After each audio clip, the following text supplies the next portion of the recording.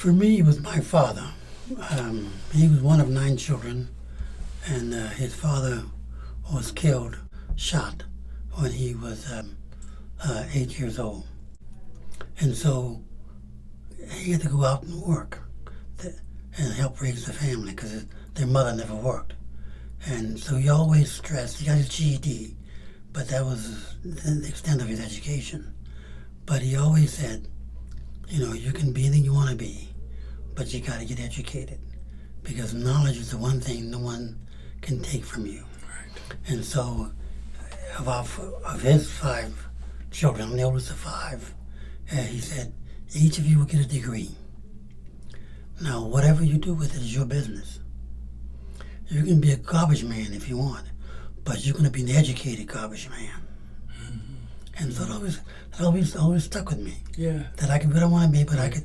His role was to get me that education. My wife and I had a relationship with a young man who came into our lives when he was in 7th grade, from a very troubled background, from a background that has all of the problems when you're in poverty, and father not in his life, and really looking for direction and support.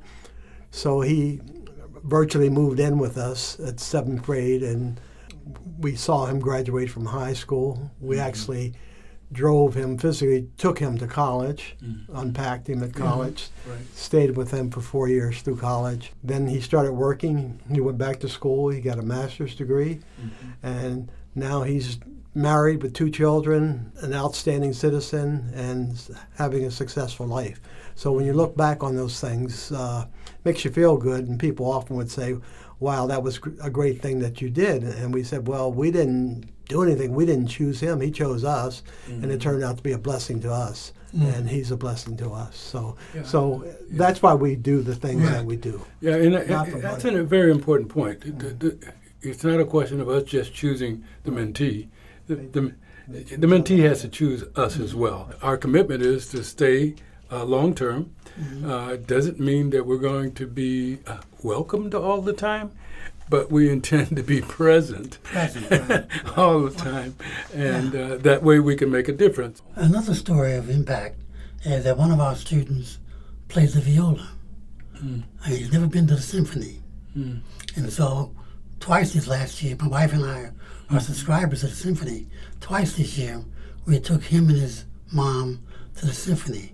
What a change in that young man's demeanor, that he can now see himself performing on a stage with an orchestra, and he wants to now study music more deeply than he has in the past.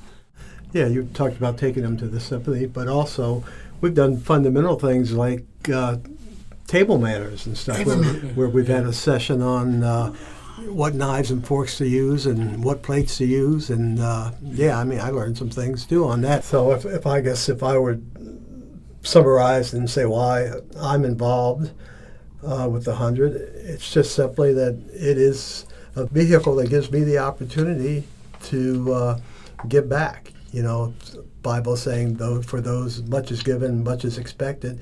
It is a way to effectively make an impact to the community and give back. Well, it certainly has changed my life. I think I'm a better person because of the 100.